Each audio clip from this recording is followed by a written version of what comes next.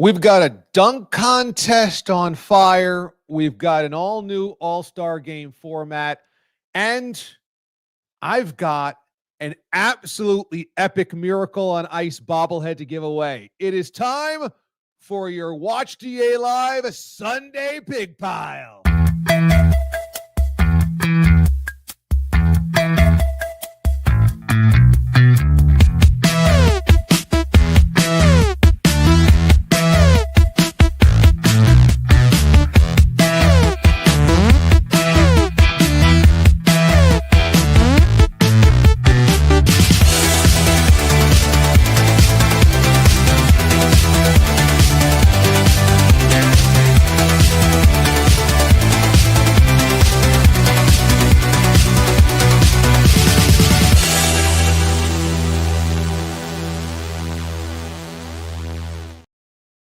Now, Sundays have been the territory of a Sunday pig pile because of football up until now, but I've got such an epic giveaway that we're pigging out on this thing.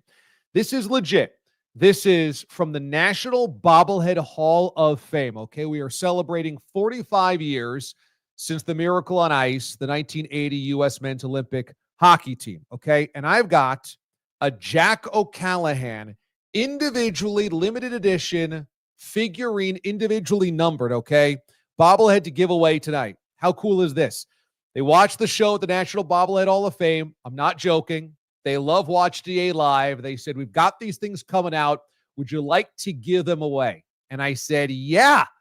They said, what can you do with it? I said, give them to the Watch DA aliens. They said, that's perfect. Love it. Okay. So tonight, I'm going to give away this bad boy, okay? Now, I'm giving this away to the best memory of Olympic hockey, okay? Could be any country, any game, any year. Doesn't have to be the national or the U.S. team from the Miracle on Ice year. Could be any. But I thought that the Four Nations event over the weekend was spectacular. People were into it. I felt like international hockey is having kind of a moment again. This is such a badass giveaway that you just got to comment tonight with your favorite Olympic hockey moment, memory, what have you. We'll pick the very best a little later on in the program to give away this amazing bobblehead. Also, we will review SNL 50 last night, 50 years of Saturday Night Live. Eric Deggans is going to join us. He's the NPR's TV critic. We'll talk to Eric about last night's big show coming up in just a little bit. And I've got a lot of thoughts. By the way, we are back. This has been a bit of a staggered schedule over the last couple of weeks.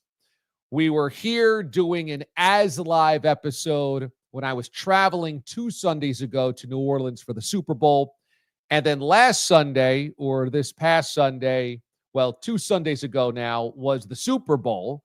Okay, so we didn't do that Sunday night. And then we were going to do this Monday. And Monday, I came down with absolutely the worst flu swamp virus I may have ever had. I was laid up for days. I could not get out of bed for 48 hours. I was off the air Tuesday, Wednesday, Thursday last week. By the time it rolled around, we said, you know what? Let's just push until next week. And then last night was SNL 50, the All-Star Game for the NBA. And we said, why are we going to try to conflict with this is everything that everybody's watching. Let's just do it on Monday night, so that everybody can kind of take an exhale from the weekend. So that's the way that it's gone. We have not been on in a number of Sundays. We'll get back to Sunday nights, but everything was going on the last 2 Sundays. And so we said, let's take a breather and do it on a Monday night. So that's the way that we did tonight's show. Hopefully you'll enjoy it. As always, send us your commentary, your comments, your questions, concerns, because I've got this bobblehead for one giveaway. And then also last dive bar, we're going to hook up one of our listeners with another T-shirt as well for some last dive bar loot. Okay, so that's the way that this thing's going to roll tonight. And let me tell you, I am so happy to be back on the air. Last week was such an unbelievable disaster at Casa Amendo, primarily me. I brought home something wicked. Like I said, I was out of commission for days. I felt like absolute living hell. So just the idea that I could turn on the cameras, turn on the microphone, and do a show again, I am so thrilled. I've been sitting on takes for the entire week plus, been staring at the wall, staring at the window. It's miserable and cold and snowy and rainy and frozen and everything. So just deliver me from the last week plus to get back into the swing of things by doing a Watch DA Live. And let's get back on track, shall we, boys and girls? Let's do it. I've got a lot of thoughts on SNL 50.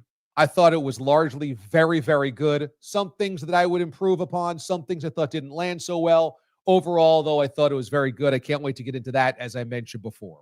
All right, let's start off things with some action from the weekend and that is the NBA All-Star Game new format. We have gone away from the East versus West. Then it was Team LeBron versus Team whomever. And now we've got 4 teams that are picked by the 4 guys on TNT who are playing mini games here.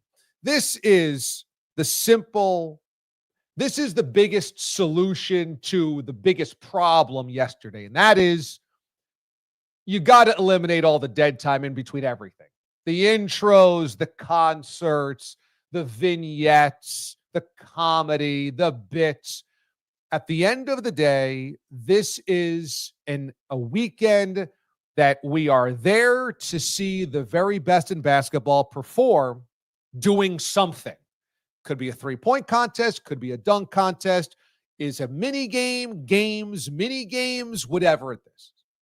Ultimately, you got to give us basketball. And there was just not enough of it last night. It was just too interspersed, intermittent, and stagnant. And if the NBA wants to fix this, there's something in there with these mini games, because at the very least, it seemed like guys cared more about winning that than the All-Star game prior to that. So, okay, we're taking baby steps forward. But you cannot get any type of momentum when there are 40-minute intros and 20 minutes of this and 20 minutes of that.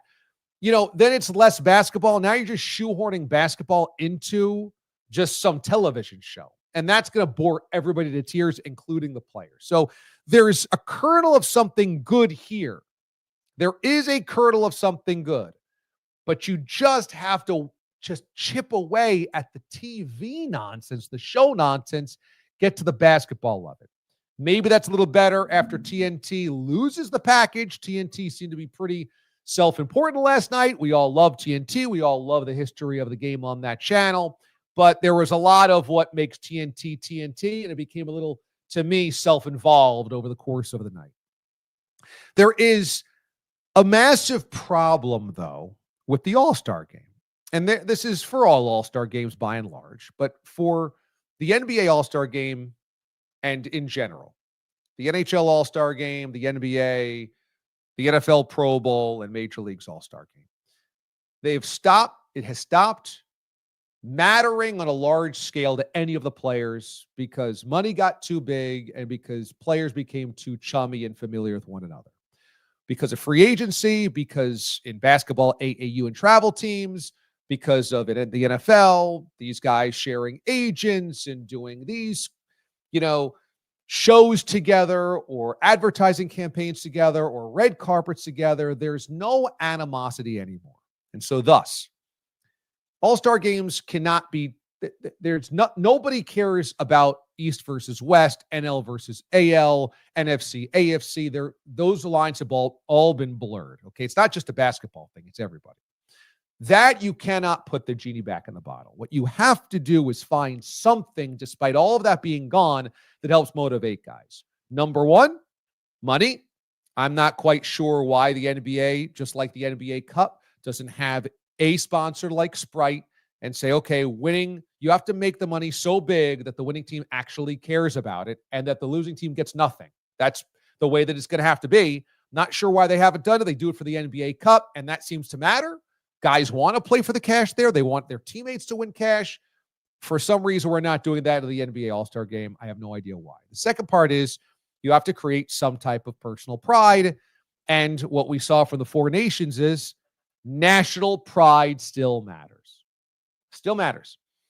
So Giannis said he'd want to play a global versus an American game. I think, that's the only way to fix this. I think it's the only way to get guys to care. You say, well, do you have to kind of like reconfigure how all stars are picked because there wouldn't be nearly as many global stars as there would be American stars? That's something that you'd have to dial in on, dig in on. But ultimately, the only fix is that. And if you got that fix, then I think it would be good for a while, I would think. I mean, I find it hard to believe that if you had Team USA on your chest and you were losing every single year to the Europeans or those from across the globe, that you wouldn't have some pride and it wouldn't start wearing on you. Maybe even that would wear off. I don't know. Some of this is an NBA problem. A lot of this is simply a modern sports problem. And it's every exhibition game. But I will say, when Draymond Green says that this new format stinks, I'm really glad the other old guys like Chuck on the floor said, hey, your generation's the problem, because while it had been eroding to a certain degree with less and less defense, now it's a complete crap show. I mean, when you have 400 points scored in an all-star game, then the current group of players cares so little about any intensity, any defensive commitment, any work, that frankly, it's gone. And Draymond doesn't have the leg to be able to say, oh, this stinks.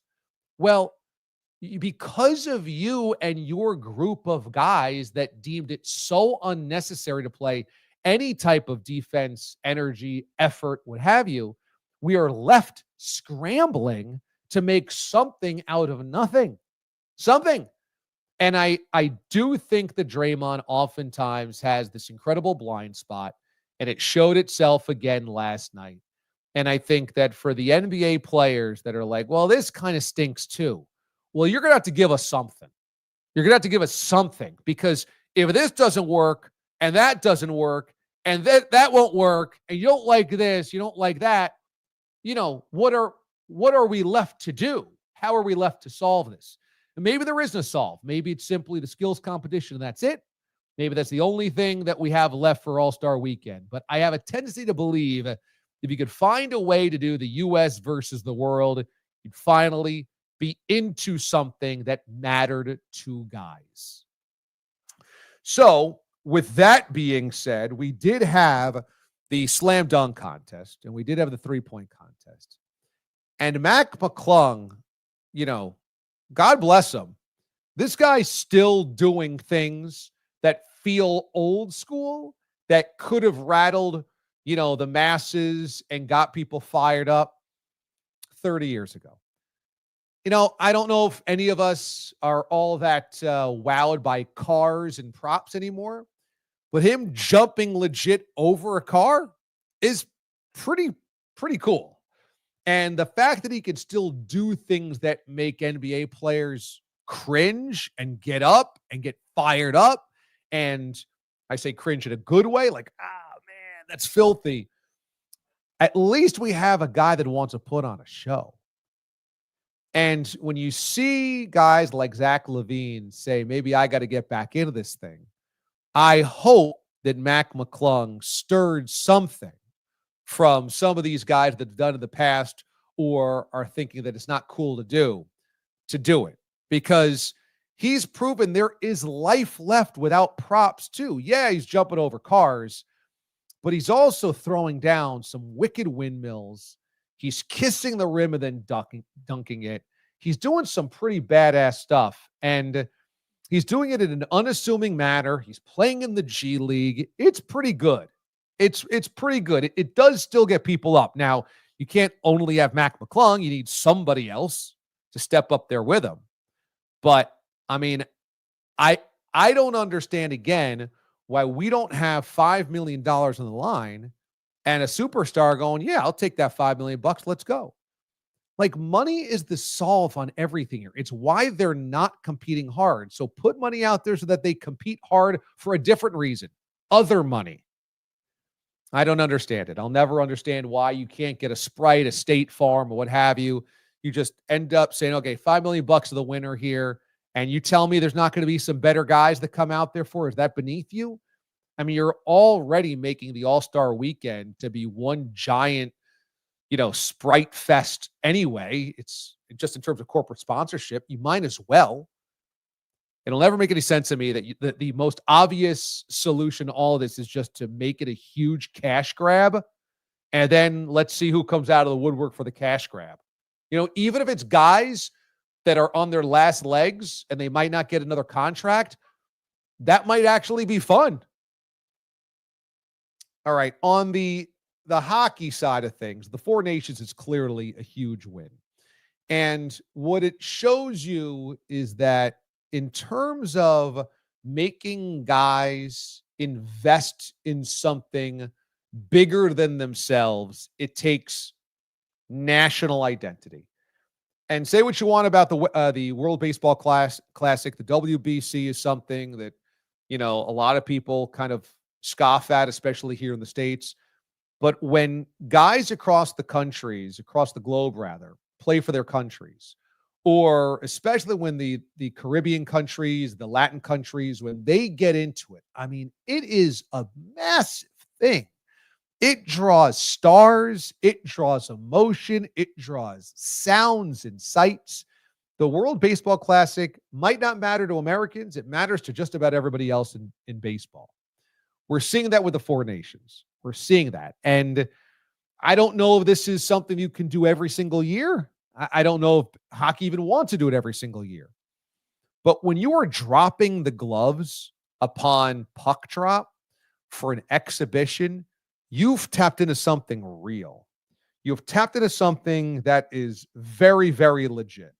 You tapped into something that players want to be part of, care about, and fans want to watch, and the general public listening and watching too. Those are viral moments that the Four Nations had. And how many people watching those clips on their social media feeds had even any idea what was going on? Who's playing? Who are these guys? Who are the countries? Is this NHL? Is this the Olympics? I didn't know the Olympics were going on right now.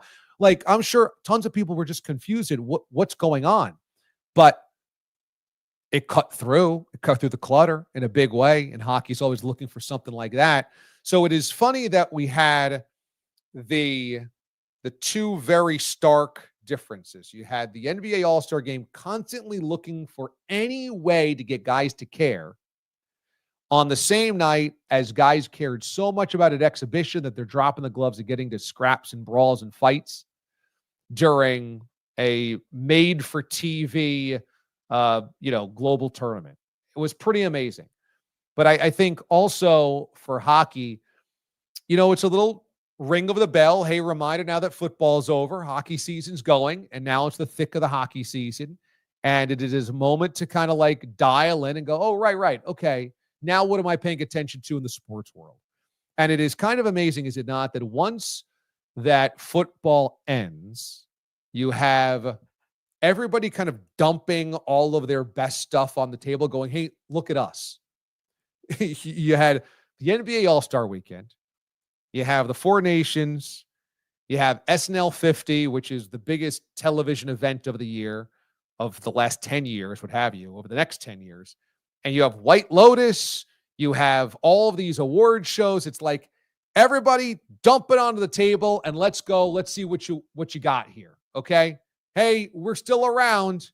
Everybody's got to take a pause for 5 months during football. And then once it's over, it's, hey, we're all back. Hey, check us out. There's stuff to do outside of football. An NFL note here before we get to the SNL 50 breakdown. I saw this story from Fox Sports that the Chiefs had suffered from Super Bowl fatigue, and that this was one of the reasons why they were so flat in the Super Bowl. And I know that it got roundly killed by everybody. But note that I had been saying this all year long, that it sounds like an excuse now, and in some ways it is, because the Eagles played their best game that they possibly could play. And if they played that game, everybody that they played was going to lose, and lose badly. That game plan that the Eagles had was going to defeat everybody in the NFL and do it roundly. That's how good they were on both sides of the football. That's how convincing they were going to be in stomping and just crushing you, no matter how you played, your style, how you were coached, your quarterback would have you. But it is not a leap to say that the Chiefs were playing fatigued football all season long. And I believe that this season was a lot about the Chiefs kind of figuring out the least amount of effort they could give in winning games. That they knew they had to play 60 minutes of football. They had to play 3 hours, etc. But they could kind of pick their spots and they could kind of just keep it close. And then in the fourth quarter, they knew they just needed 1 or 2 plays and that could be enough. And as long as that was enough to get a W, they were fine with that. Now, they had issues throughout the season, injuries wide receiver, injuries running back, injuries at left tackle. The list goes on and on and on. But I do think there was just a legit fatigue. And I talked about that 3-year thing all season long. There was a reason that no team had ever won 2 and then gotten back to a third. I think you just end up running on fumes. I just think you end up running, your fuel is low and you have to pick your spots. And the Chiefs were doing so. And I didn't think they were a great team all season long. And the evidence in terms of win-loss record had continually kind of been thrown back in our faces like, well, you know, they've got the best record in football. They're 13-1. They're 14-1. They're 15-1. They're the number 1 seed. You know, they've got the home field. This is obviously they got one of the best defenses in football. They have Spagnuolo. They have Andy Reid. They have Patrick Mahomes. What more do you want? Of course, they're a great team. But if you watch them week in, week out with how it took these little moments, these little mistakes for them to get by, I think mistakes by the other team or 1 or 2 plays here, you just saw a squad that was really running on empty. So when you get to a Super Bowl and you're playing now the other best team in the NFL, now there's no room to kind of hang around and then make a play at the end of the game, which they kind of did last year and they kind of did the year before against the Eagles. Not when the team that you're playing is that thorough, that dominant, and creates a separation where now you're chasing points and chasing possessions. So I know it sounded like an excuse. I understand why it is a bit of an excuse because the Eagles were that good. They were going to kick your butt whether you were fatigued or not. They were just that good that day. But yeah, the Chiefs were wheezing to the finish line and people kind of didn't want to, I don't know, see it, say it, because, you know, there is a problem today with the whole dynasty thing and the Chiefs. And I think maybe any dynasty. And that is the race to the take. Okay? Everybody's racing to the take. So the moment a team wins, as we just saw with the Eagles, is this the start of a dynasty? So first to proclaim, stake out your turf, it's a race to that take. Okay? Thus, dynasties are born or minted before they've really done it, which it takes patience. Guys are Hall of Famers before their careers are over. And everybody's racing for the take.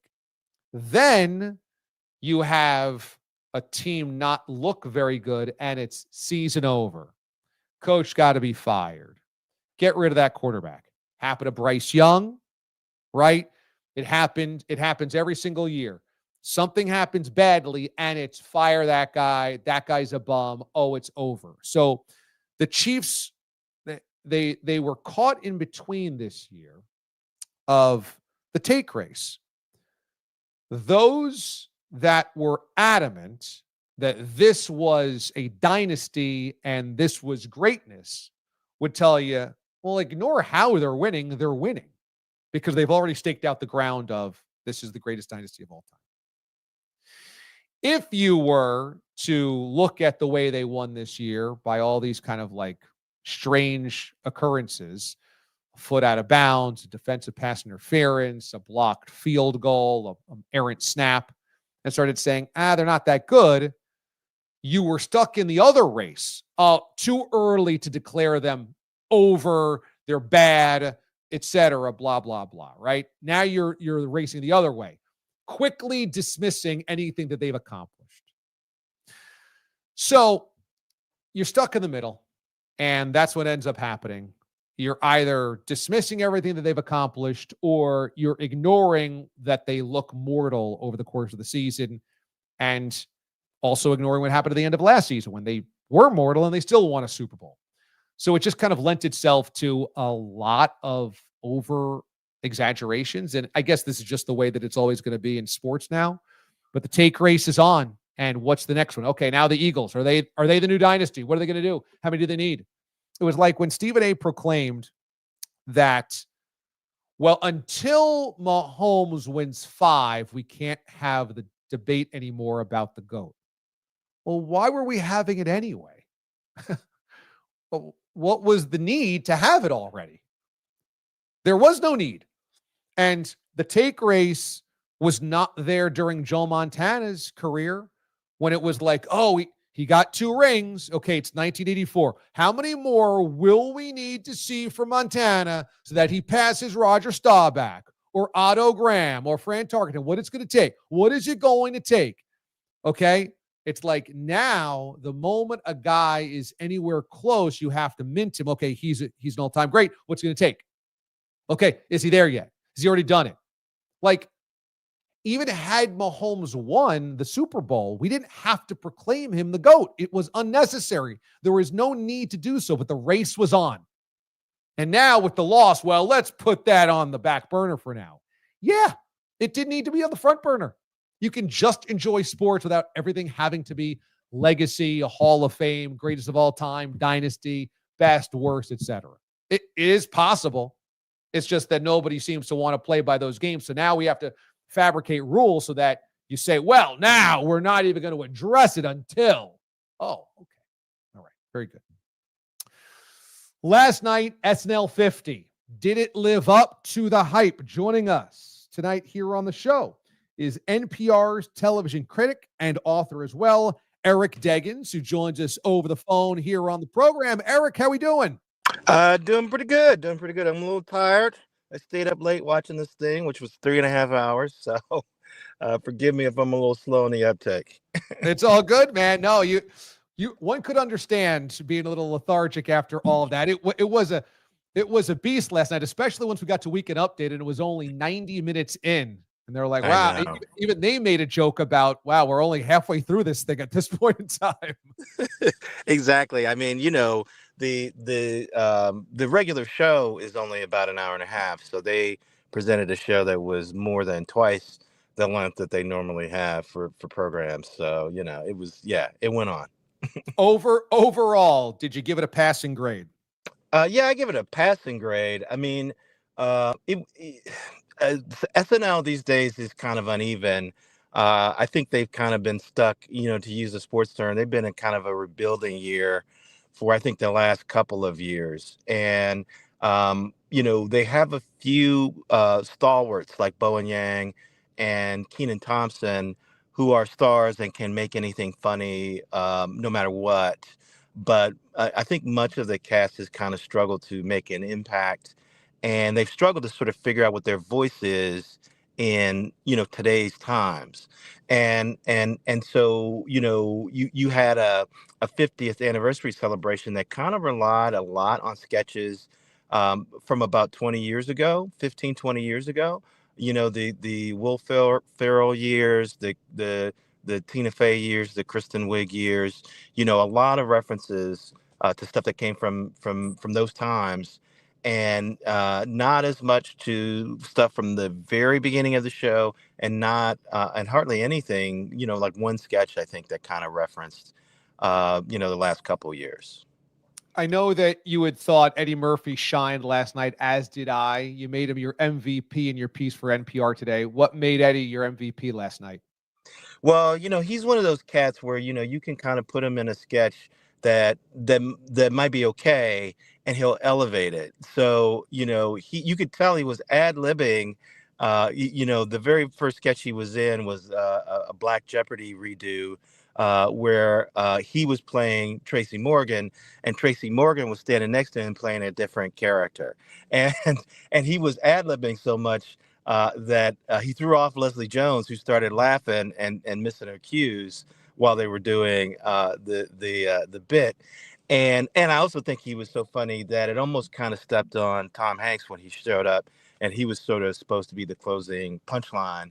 But Eddie had already kind of stolen the whole skit. I mean, Eddie doing Tracy Morgan really was probably the highlight of the night. He's so explosive still. When he hosted SNL a couple of years ago, I thought it was a wonderful episode. But he really comes alive when he's on stage in that improv or that sketch type thing. And when he's doing Tracy next to Tracy, I thought, boy, this is pretty brilliant. Exactly. It was also like a perfect use of him. And I don't know how that happened, if it was his call or if it was Lorne Michaels' call or someone else at Saturday Night Live, but they used him really well. And then they also used him in a Scared Straight skit towards the end of the night, where it was him and Kenan Thompson and Will Ferrell. And those are the three guys. They are like the goats of Saturday Night Live. Like, you can put them in any sketch and you can give them any kind of tired character, and they will make it funny. Now, that sketch was okay, but having Will Ferrell and Eddie together, it just added to the enjoyment for anybody who's a fan of the show, and it probably made the sketch a little more entertaining than it actually was. I, by and large, liked it last night. I know it's kind of an unwieldy type of idea. It's like you're trying to bring together 50 years of comedy, bring back some familiar faces, sketches. You're forcing a lot of stuff in there from a lot of generations. But Will Ferrell is one of those goats, as you said. And to use him as Robert Goulet off the top, I said, is this the best use of all of Will Ferrell's characters? I don't know. I was like, kind of a wasted opportunity, I thought, with Will Ferrell off the top. Yeah. Well, I think what they were trying to do was give a sketch where they could have several ex-cast members kind of appear. So that sketch wasn't just a showcase for his Robert Goulet, but it was a showcase for Kristen Wiig's character, where she plays this sort of, kind of maladjusted sister amongst this quadruplet of of sisters performing on the Lawrence Welk show. And it also gave Fred Armisen a chance to do his Lawrence Welk. And they had Anna Gasteyer and Scarlett Johansson and Sabrina Carpenter. So that is the sketch where you can have 5 or 6 celebrities kind of come in and do all these cameos, and I think that's part of it too. They didn't have a lot of sketches where there would be that many parts for all the people who were there. So part of the reason why they probably chose it was because there were a lot of showcase moments there. Kristen Wiig, a lot of people loved what she did when they originally did that sketch on the show, in addition to Farrell's Bob Goulet. What are some of the things you didn't think worked last night that maybe they tried and you said, that fell flat? Well, I thought a lot of the sketches were just too long. Perhaps they were intimidated by the fact that they had so much time to fill. But I felt like there were a lot of sketches where the point of the sketch was you start it to remind people of the old sketch, and then you bring in the cameo performances so people go, "Oh, that's Miles Teller," or "Oh, that's Mike Myers playing Linda Richmond," and then you get out. Why do we need to spend 3 or 4 minutes watching these people toss around jokes that don't quite work? I think some of the sketches were just kind of overlong. There was a sketch in the middle where they just kept introducing celebrities and having them ask questions of Amy Poehler and Tina Fey, and it was fun when it started, and then after a while you just sort of like, why is this going on for so long? And another thing that surprised me is that they didn't have any real political impressions or political sketches. They had Kate McKinnon doing her impersonation of Rudolph Giuliani, but that was embedded inside this whole sort of twisted musical parody that wasn't really very political. And Steve Martin told a couple of political jokes at the beginning of the night, but we didn't really see them showcase, James Austin Johnson's Trump. We didn't really see Dana Carvey, as near as I could tell, wasn't there at all, and he's been playing Biden for the at the during the fall, up to the election and after. So it was kind of odd that they didn't bother to do any political sketches when they've been doing political sketches through the election, and we're in the middle of this crazy crisis now. And finally, I thought they underutilized the original cast members. The only two original cast members from the very first season of the show have died, John Belushi and Gilda Radner. So that left, like five other people that they could have used. And Lorraine Newman was in a pre-tape sketch, and Garrett Morris introduced a replay of a venerated old short starring John Belushi. But other than that, Chevy Chase was there, Jane Curtin was there. They never really appeared in a sketch. Dan Aykroyd, I don't think attended. And again, there's no sense about why he didn't attend. And like I said, Dana Carvey wasn't there, and also Bill Hader didn't attend. And he's another guy who has a ton of impressions that he does.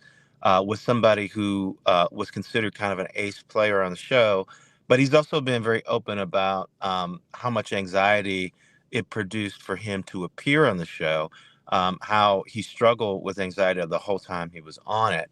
And so maybe that's one reason why he decided not to participate in the 50th. Yeah, his absence was certainly glaring because he's such a massive character, especially from the years that you're talking about that they highlighted quite a bit of last night on SNL 50. I highly suggest you check out Eric Deggans' write-up from last night, the SNL 50th anniversary special, What Worked and What Didn't. That's at npr.org right now. Eric, I know you had a late night last night. Great work on writing up. I thought a lot of the same things I was thinking as well with what worked and what didn't for NPR. And I appreciate the time tonight here on the show. Thanks so much for joining us. All right. Thank you for having me. You got it. Our pleasure. Eric Deggans, NPR television critic and media analyst, joining us here on the show. Good stuff from him along the lines today. And this is my thought. I have always really admired the institution of SNL. So I am going to be, I think, more in line of just appreciating getting a lot of the folks back together and waxing nostalgic. My favorite era was late 80s, early 90s. Shocking, I'm sure.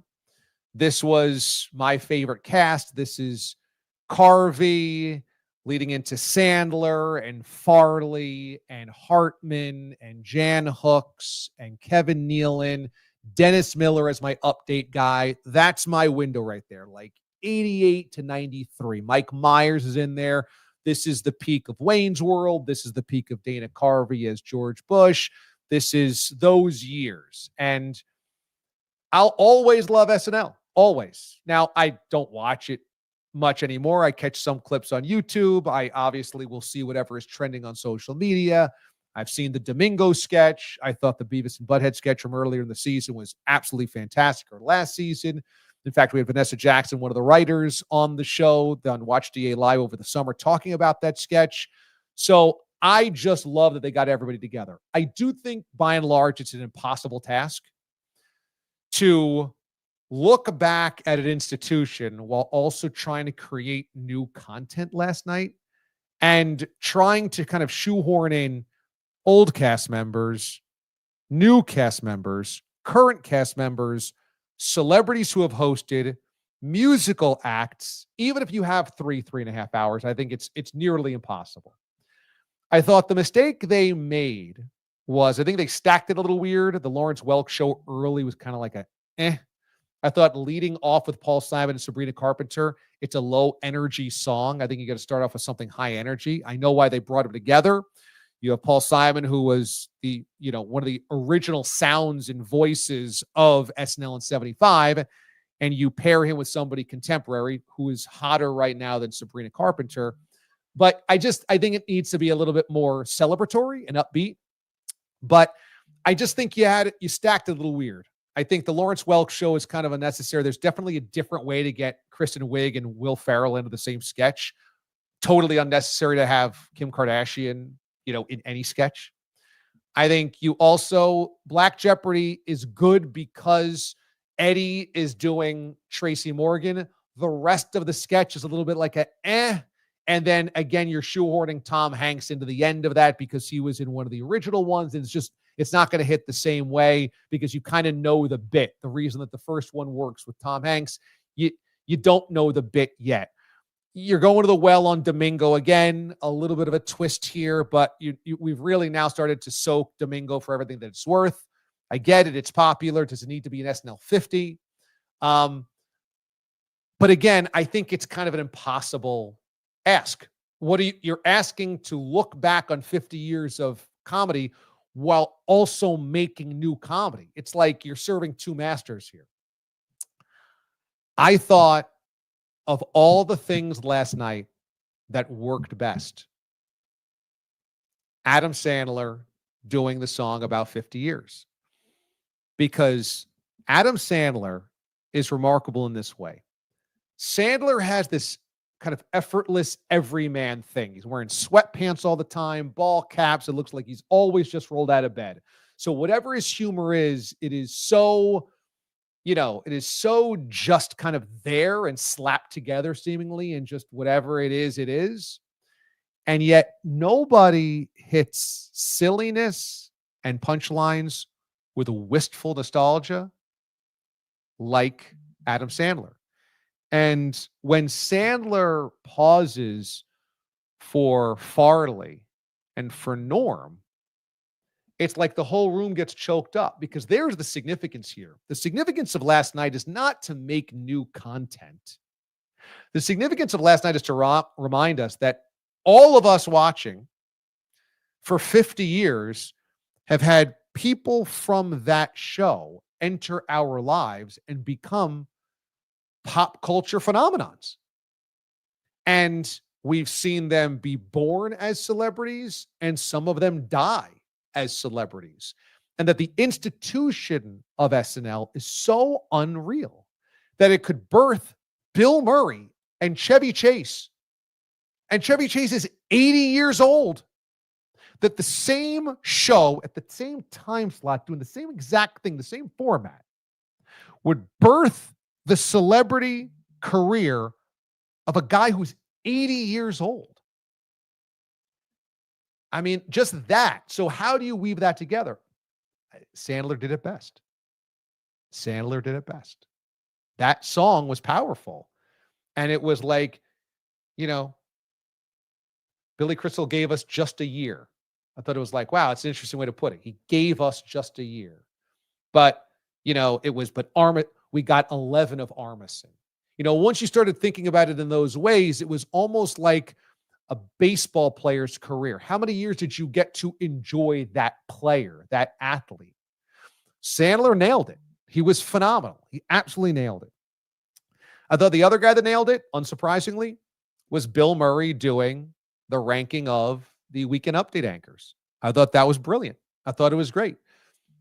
Frankly, I thought Dennis Miller was too low. I love Dennis Miller. But the way that he did it, kind of teasing Colin Jost about the whole thing, and, who was he going to put number one? Ultimately, it was his brother, obviously a little tongue-in-cheek. All of it was, I thought, smart and funny. The timing was great. It was Amy and Tina beat Amy and Jimmy, or Tina and Amy versus Tina and Jimmy. The way that he phrased it was really funny. The whole thing was really good. I thought those two things worked. And again, what did it do? It wove everything together. It stacked or identified why this matters. Because for 50 years, the same format created all of these stars and moments and sketches and characters and celebrities. Nothing's been a star maker quite like SNL. And to contextualize it, as Sandler and Murray did, that's what we were there for. We were there to kind of see through the looking glass what 50 years of this looks like through that plane, through that prism, through that lens. If you knew it's all now 50 years, what does that look like? Which is why I didn't love the Andy Samberg video, because while, of course, it's making fun of the fact that as happy as everything seems, everybody's anxiety-ridden. I thought, in many ways that was pretty self-indulgent. It was like, okay, yeah, we did all this great stuff, but everybody was kind of miserable while doing it. Where we as the audience, we don't want to hear how miserable it is. We just want to enjoy the fact that it was done. All these characters, all these pop culture phrases. You're watching all the things that Will Ferrell did or Eddie Murphy did, and you're like, or Dana Carvey did it. And all of those people, all those characters last forever. And, it's like you can identify where you were, your age, watching that episode, what have you. Still, how many years later? That's what we wanted last night. Instead of I thought some of the insular stuff, which it's like, okay, but we're kind of there because we're looking back at this monstrosity of time that has gone by, and everything's changed, and yet nothing's changed. There's still an opening monologue. There's still a celebrity host. It's still an hour and a half on Saturday nights with a musical guest. And that doesn't change. And that's pretty special because what else in life hasn't changed at all since 1975? Nothing. There is absolutely nothing in life that hasn't changed since 1975, except for SNL in many ways.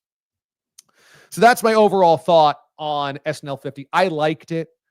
I thought that it was an impossible task, but that they pulled it off well enough.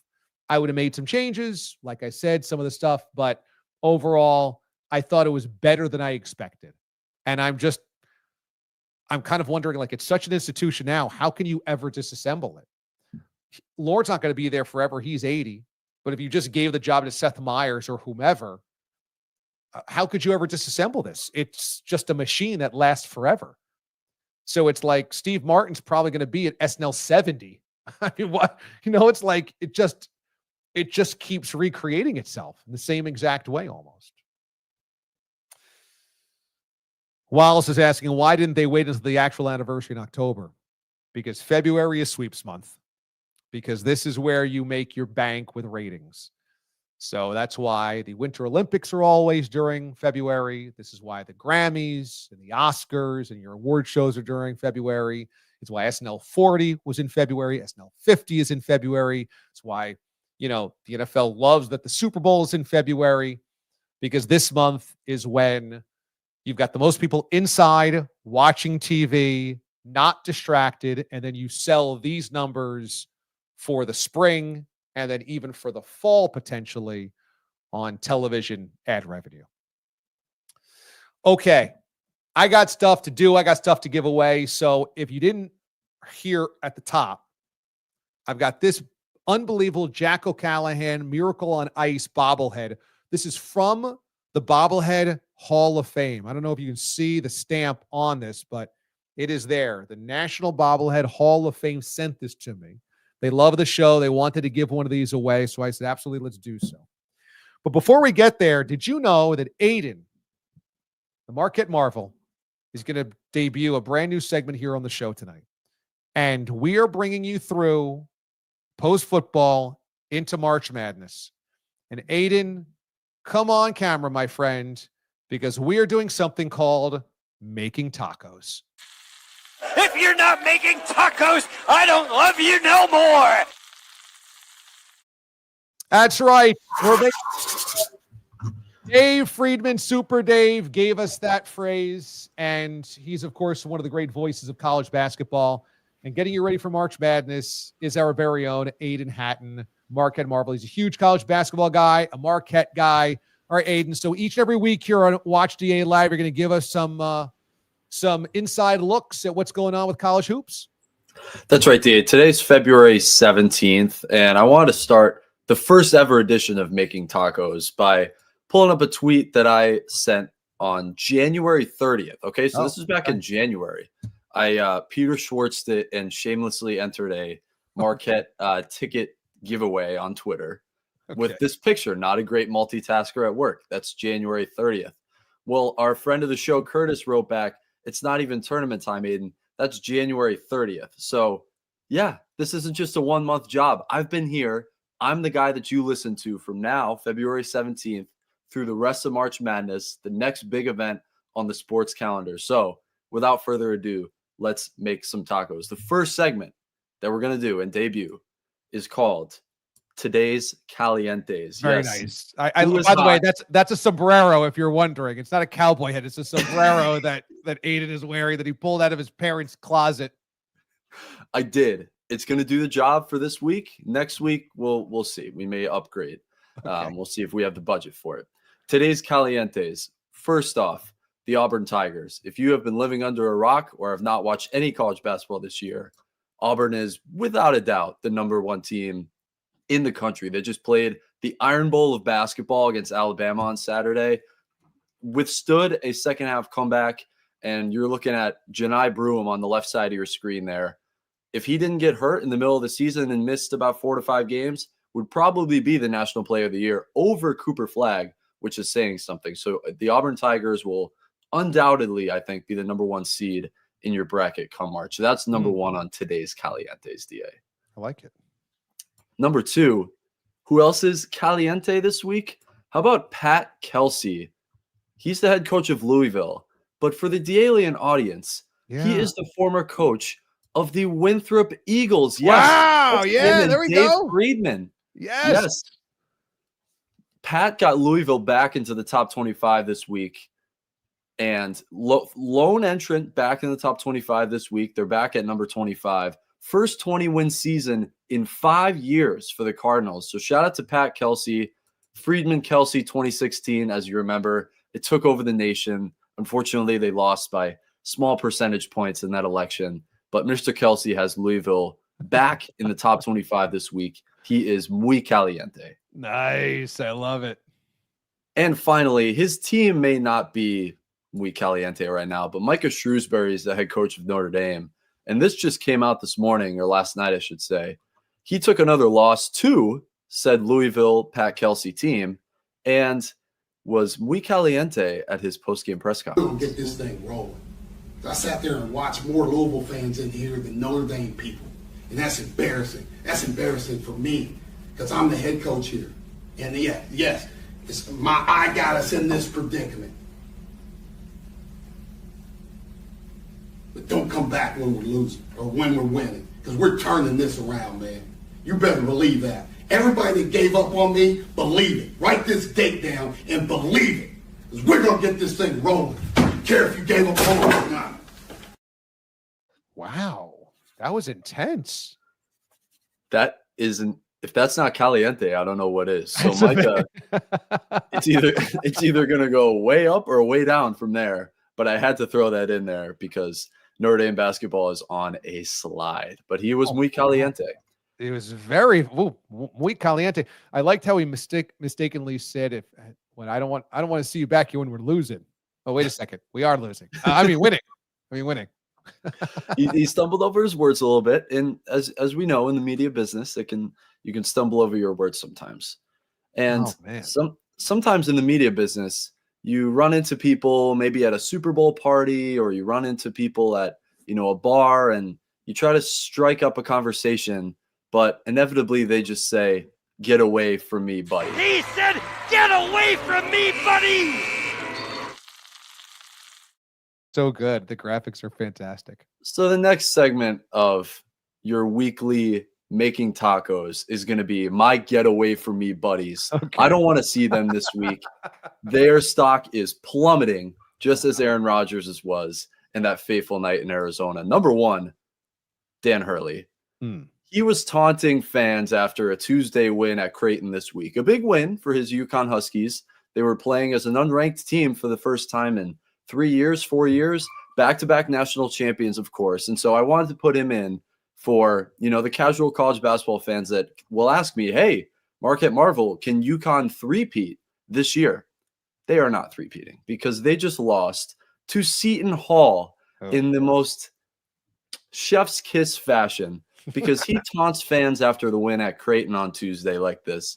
This was on Tuesday in Omaha, Nebraska, waving to the fans, pointing two rings, pointing to his said ring finger. Yes, Dan, we know you have 2 rings, but we know that you also just lost to the worst team in the Big East in overtime, and it's not particularly close. They are 2-12 in my beloved conference, so suck on that, Dan. Get away from me, buddy. Wow, Sentinel's 2-12 and they beat UConn? Ouch. Ouch. That was this past Saturday. So, yes, you will not see UConn back in your weekly poll this week. And Wow. the second buddy I want to get away from is whoever hung this Terrence Shannon jersey banner upside down Oh, God. at Illinois. Yes, this Oh. made the rounds this weekend. Also on Saturday, Terrence Shannon, who just wrapped up his career at Illinois. Side note, he played 2 years. Can the Illinois athletics department focus on hanging jerseys correctly and maybe raising the standards on jersey retirement? That's We have weak. Io DeSumo in there as well. Kofi Coburn. I remember picking that team to win it all that year in 2021, 22. And I remember being a sad boy when they lost in the first or second round of the tournament. Can we raise the standards on jersey retirements a little bit at Illinois and focus on raising them the right way? That is so embarrassing. I saw the Illinois AD had to come on and go to the podium and explain, or at least take accountability for all of it. And he's like, obviously I didn't hang it, but everything that happens here is under my watch or something. Totally throwing the guy under the bus, understandably so, who freaking hung it upside down. What an absolute humiliation. I mean, we've never seen that before. At least in my lifetime, I've never, ever seen that. Never. That had to be a first. Never. So the AD, the athletics department, the janitor, get away from me, buddy. Finally, let's do a little tasty top three and look ahead to the week. On Taco Tuesday, number 13 Purdue, number 14 Michigan State. You'll see this at Tuesday on Peacock.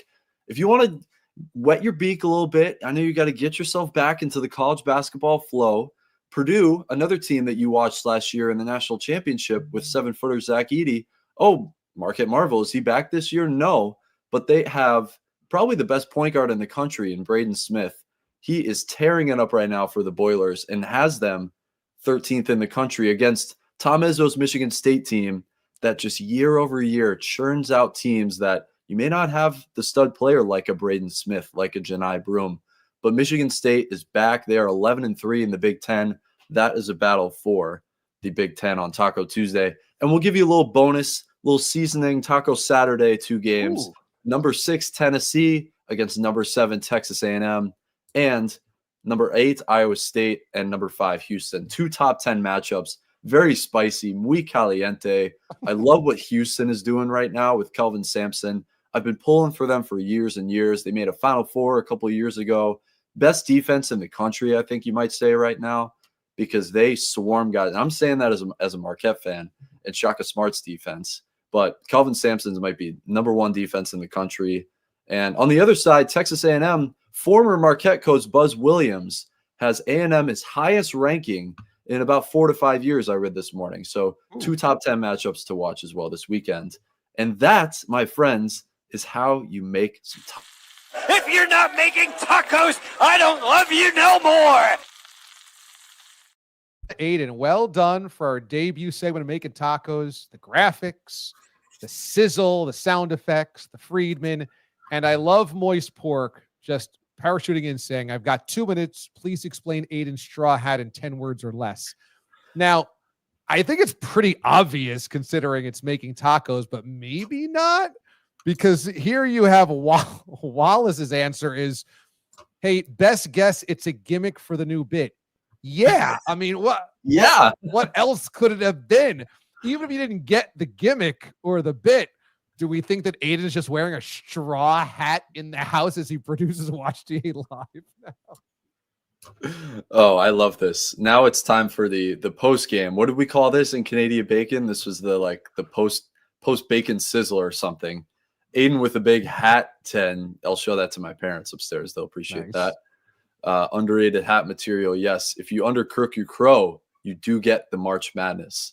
We are so close to that time of year. Yeah. And yes, this is the Marquette Bandito signing off until next week.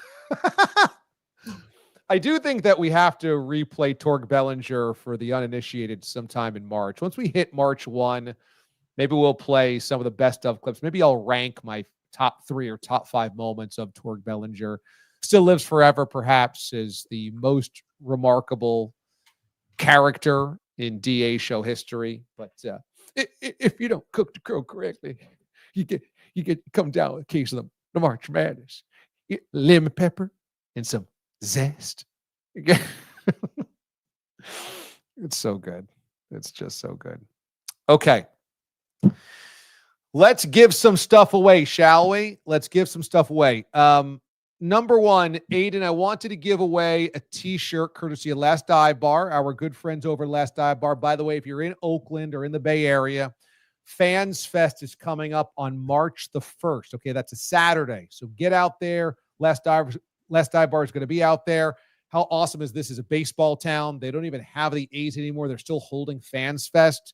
It's like just a kickoff of baseball fandom and all these people coming together, which I love. I wish I could get out there, but it is not going to happen after I just spent more than a week in New Orleans and came back with what appeared to be the swamp plague. That is probably not the best thing for my family to get back on the road again. And who knows what I would bring back at that point in time. So I'm going to play it cool, play it safe. It's been a rough couple of weeks around here at Casa Amendo, but Fans Fest is where it's all going to be happening in Oakland. Last Dive Bar is going to be out there. They'll have gear. They'll have a table. They're putting on the whole thing. So, I mean, they're just amazing. So, Aiden, pick for me a comment, a question, a concern that we can give away some Last Dive Bar swagalicious. Of course. Let's go with Dan from Mechanicsburg. Yes, he's checking in to watch DA Live for maybe the first ever time, it sounds like. Hope all is well with the cheers beer emojis. Nice. Shout out to Big Dan 14 on YouTube. So Dan's checking in on YouTube, and I want to reward him with a Last Dive Bar shirt. All right, cool. Dan from Mechanicsburg. Make sure you give us your address. And very exciting, Dan made the trip over to Bob's Bar a couple of years ago for the Bob's Bar show. I've been in contact with Mraz. I think we're coming close to getting that date together for the summer. I want to give you guys that as early as possible. But once I get it, we'll have Mraz on. We'll talk about the Bob's Bar show, and we'll start putting the wheels in motion for the whole big shebang. But I was just texting with him yesterday, I think it was, that I think we got the date. So stay tuned. Maybe by next week we'll have the unveiling, and Mraz will come on to deliver the good news. So nice job, Dan. Good to hear from you, big guy. I know a lot of our D-aliens in the chat. Happy to hear from you as well. We got you hooked up with a little Last Dive Bar gear. So make sure you get us your address, and we will send that out to you. You can put that along your rack of dated football jerseys. Yes. Guys that had a cup of coffee and you bought the jersey. There's a lot of amazing paraphernalia that Dan in Mechanicsburg brought to Bob's Bar that he deserves a Last Dive Bar shirt to go along with that. I think the Last Dive Bar colors will mix in right next to the David Garrard Jaguars jersey. I think that'll be a nice color scheme. Shout out David Garrard, by the way. Like my first ever Madden edition. I remember him as the quarterback of the Jaguars. So that I'm dating myself. Good NFL quarterback. Yeah. Good NFL quarterback. All right, you want to do the bobblehead? Yes.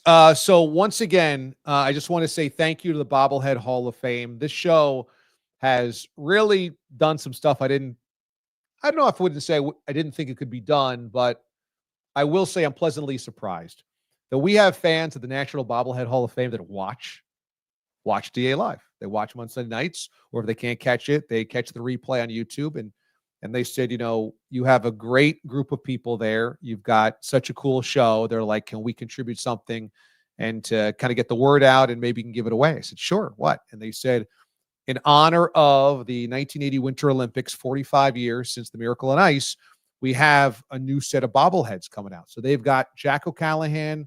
They've also got Herb Brooks. And they're like, if we send them to you, would you get the word out that these are available now in limited edition and you can give some away as well? And I said, no question about it. They said, awesome. I said, what do you need from us? They go, nothing. You guys are awesome. I said, that's really cool of you. So the National Bobblehead Hall of Fame and Museum donated to us a Jack O'Callahan limited edition. There's only 1980 of them, each one individually numbered. And I will send this to you personally. Okay. And it's him sliding on the ice, which is really cool. Okay. It's got the Team USA jersey on. The back of the box has Team USA. And we're coming up on the date itself. February 22nd, I believe, was the date. if I'm not mistaken, in 1980. So pretty cool as we come up on the 45th anniversary of it. So I said the comment will be your favorite memory or moment of Olympic hockey. And Aiden, you got a winner here for us? I do. And thank you. I want to say thank you to the Bobblehead Museum as well. Located in my second home of Milwaukee, Wisconsin. Had nothing to do with it. They're just fans of the show. Oh, but nice. Driven by it a million times. They have a huge museum, a huge Hall of Fame that they dedicate in my beautiful second home of Milwaukee. So thank you to them. And the winner of said bobblehead is going to go to a true patriot, a true fan of the red, white, and blue. And that is Drunkle Sam. Oh! He tells himself, or he tells us, that he was home alone, middle of the day for the Miracle on Ice, mac and cheese with applesauce, TV on, USA against the USSR. Love that reference. Al Michaels, gloves in the air, Miracle, and he danced with his. Oh, wow. That's a great memory. All right. Drunkle Sam, congratulations. You got to get us your mailing address so I can get this out to you this week, okay? Make sure you contact either me or Aiden multiple ways on social media. Obviously, you can hit me up on Twitter or on Instagram at Damon Amendo. Aiden Hatton, obviously, get a hold of him or email us, okay? WatchDA Live at Gmail. WatchDA Live at Gmail. It should be noted. National Bobblehead Hall of Fame. Send me a Herb Brooks one as well. Next week, we'll give away Herb Brooks, okay? Another chance to win next week right here to WatchDA Live. How cool is that? I want to give you guys as many chances as possible to win. Next week, we'll re-rack it. Herb Brooks bobblehead. Awesome. Love it. Next week, we will be back on Sunday, I want to say. Okay, stay tuned. But I'm pretty sure we're going to be going back to Sundays. I know we'll be permanently going back to Sundays once we get through this little timeline right now. But there's just been some things the last couple of weeks. Travel for Super Bowl itself, last night, NBA All-Star Game, and SNL 50. So we said, why don't we kind of pause and play the games on Mondays, our game. And that's the way that it went. But we're going to go back to Sunday nights, I promise, coming up here on WatchDA Live in just a little bit, okay? So probably next week. Just don't hold me to that just yet. I want to just highlight Thomas Lester because of my vanity here. Hey, Damon, you started out over 2 decades ago at 610 Sports Radio. That's in KC. You still have it aged. Thomas Lester, I appreciate that a great deal because let me just tell you, after this past week, I have been so insecure about how bad I've sounded and looked that it's really nice to hear that. I came back from New Orleans and I sounded like a wreck. I looked like a wreck. I just was like, oh my God, I am a hideous swamp monster now. And that's why I couldn't do the show all of last week. Tuesday, Wednesday, Thursday, I was out. Monday, I sounded like absolute hell on the air. I finally turned the corner Thursday and then did the show Friday morning. And even this weekend, it was a little bit dicey here or there. Unfortunately, Bourbon Bell and AJ came down with something. Maybe it was my thing. Maybe it wasn't. We're now all out of the woods. But, when you're sick and you're looking at yourself in the mirror, you're like, oh, my God, I am hideous. I'm a hideous monster. And I can't go outside. I can't let anybody see me. I am so grotesque. I'm disfigured. So that made me feel better because I'm coming out of the darkness right now. Whoa. Let me tell you. Whoa.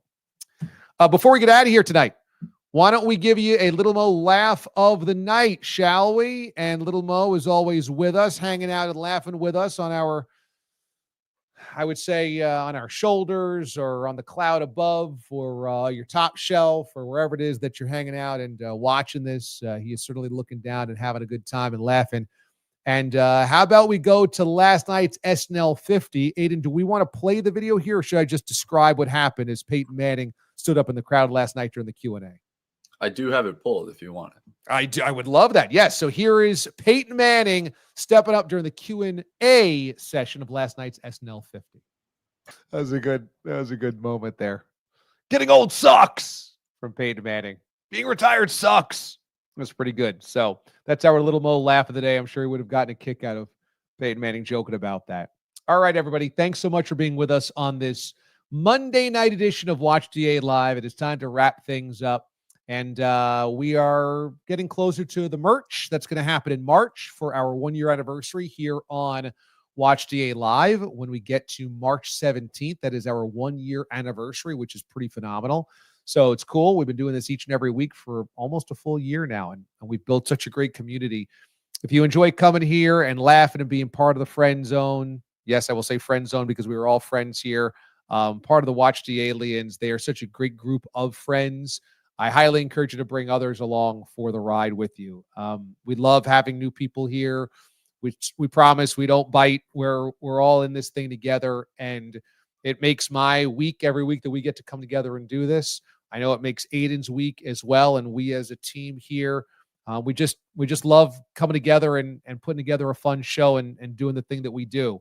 So we want to encourage all you guys, just keep bringing as many people as you want into this, and if they want to join us live, amazing. If not, this episode, just like every other episode, lives forever on the YouTube channel. So make sure you are subscribed to the YouTube channel, and that way you are always notified when we go live or other videos are up. And it just is an easy way to keep track of everything going on here on the show, and a lot of cool giveaways to give away, right?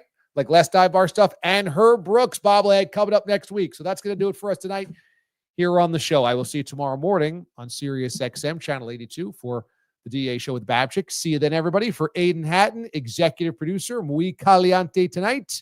Congratulations to our winners. And also thanks to Eric Deggans, who joined us from NPR as our TV critic talking about SNL 50. That was a good show. We will see you tomorrow morning. Until then, be good and be good to one another. The Watch DA Live Mothership disconnects.